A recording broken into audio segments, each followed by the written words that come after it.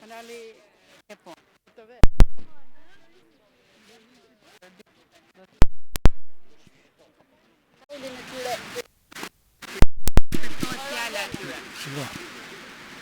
Them jo, nuk them. Unë do marrë shembull bashkëshortën time. Kemi 50 vjet martuar. Si gjithë familjet, me se unë oficer, nuk kemi qenë keq, edhe tani pensionet paka shumë ne, që kemi qenë direkt nga atë kohë, i kemi mirë dhe e përballojmë. Po ka dhe plot që janë, nuk e përballojnë dot. Prandaj, po s'pat ekonominë, fillon dhe sherrri, fillon jo kjo, po kjo. Vetëm harmoni, njëri me tjetrin, gëzime dhe larg sherrëve, larg dhunës. Ndërkombëtare të grave, cilat janë problematikat që pasushi hasë sot një grua shqiptare. Atëre, përshëndetje, unë së pari dua të uroj gjithë gratë, nëna dhe motrat, gëzuar 8 marsin. Përveç 8 marsit që festohet tashmë në Shqipëri nga gjithë gratë, nëna dhe motrat, një pjesë e mirë e tyre e kanë një betejë të përditshme. Dhe jo vetëm që nuk e mendojnë 8 marsin si fest, pa e mendojnë si 8 marsin si një protest apo si një luftë të përhershme të gruas ndaj gjithë fenomeneve negative të cilat cënojnë të drejtat dhe liritë e grave. Unë këtu kam 2 flet palose dhe thuhet asnjë justifikim për dhunën ndaj grave, ndërsa tjetra i bëhet ftesë, flet palose tjetër i bëhet ftesë gjithë burrave dhe djemve që të bashkohen në luftën kundër dhunës ndaj grave. Gruaja është menaxheri kryesor i familjes. Gruaja është qelsi i suksesit të çdo familje. Nëse një grua është duke vuajtur brenda familjes, unë jam e bindur që vuan e gjithë familja dhe vuan e gjithë shoqëria. Ju thoni që gruaja është baza e një familje. Po, patjetër. Ka mundësi që në gjithë këto vite, nënat, gratë tona nuk kanë mundur dot të edukojnë këtë brezin apo këto meshkuj të cilët shndrohen më pas në dhunues të tyre. Shiko, unë mendoj që çdo nën mendon të bëjë më të mirë dhe përpiqet të bëjë më të mirën e vet për fëmijën e vet, për djalin apo për vajzën apo për gjithë familjen. Megjithatë, unë mendoj që një grua bën më të mirën e saj kur ajo është e fuqizuar, kur është e fuqizuar nëpërmjet arsimimit të saj, nëpërmjet punësimit të saj, nëpërmjet pavarësisë së saj, ajo vetëm kështu mund të fitojë të drejtat e saj dhe të ditë të mbrojë veten e saj nga dhuna apo dhe nga vrasje që tashmë janë kthyer dhe në një fenomen, jo vetëm në Shqipëri, po edhe në vende të tjera që janë në zhvillim si Shqipëria. Pra, le ta themi sot mesazhi sot është le t'i arsimojnë këto vajza dhe gratë. Po, fuqizimi vjen nëpërmjet arsimit. Faleminderit. Asgjë tjetër. Ju vini me një aktivitet sot. Cili është mesazhi dhe çfarë ndoshta doni të arrini ose të përcjellni sot me Elbasan? Sot në 8 mars e gjithë bota proteston për të drejta, sepse megjithëse është bërë goxha punë në arritjen e këtyre të drejtave, përsëri situata, sidomos në Shqipëri, njihet si është.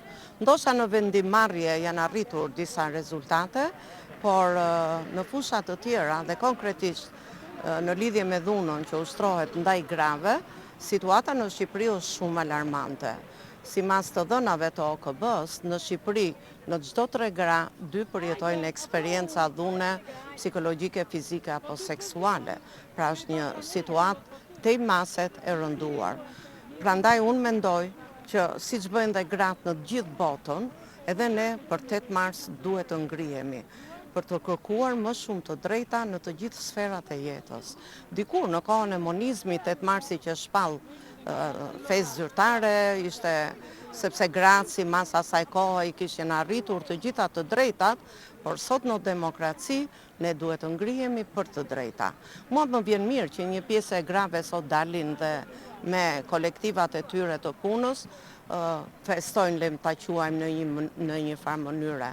Por ama ne që punojmë për 30 vitesh me gratë dhe vajzat që kanë probleme dhune në familje, dhuna është këmbkryq në Shqipëri, prandaj ne duhet vazhdojmë të kërkojmë më shumë të drejta, sepse janë në ligj.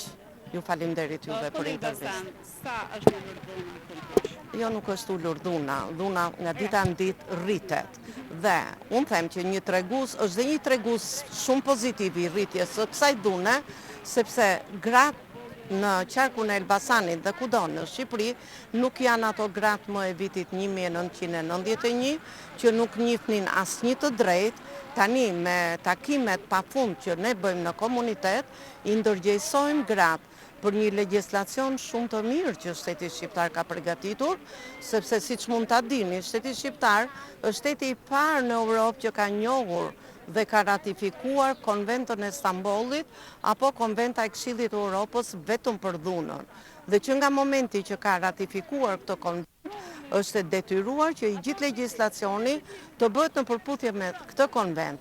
Pra nga një anë kemi këtë legjislacion dhe ne këtë legjislacion në takimet që bëjmë, ja bëjmë prezent komunitetit, grave po dhe burrave. Burrat nuk e dinë që të ushtrosh dhunë është vepër penale. Dhe në momentin që gruaja denoncon dhunën në polici, policia automatikisht arreston bashortin.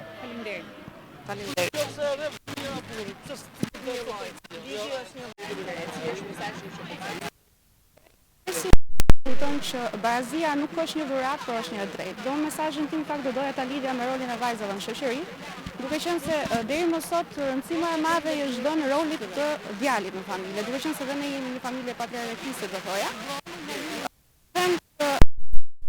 Në familje është një rol shumë i rëndësishëm dhe është një rol që ne do t'i japim më shumë zë. Në momentin që ne edukojmë një vajzë të fuqishme, një vajzë që e mbështesim, një vajzë që e inkurajojmë për saj, atëherë do të jemi një vajzë shumë të fuqishme që më vonë do të bëjmë një të madh në shoqërinë tonë. Pra 8 marsi, unë do thoja që është 8 marsi i vajzave të vogla që rriten në një shoqëri shumë të mirë dhe një shoqëri që e mbështesin gjatë gjithë kohës.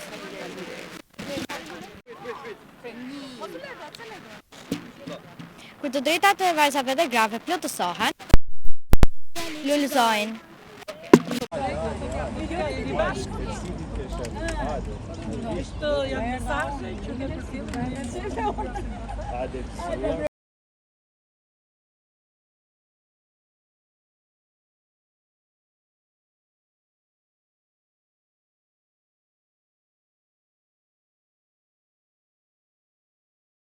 Idea was right here.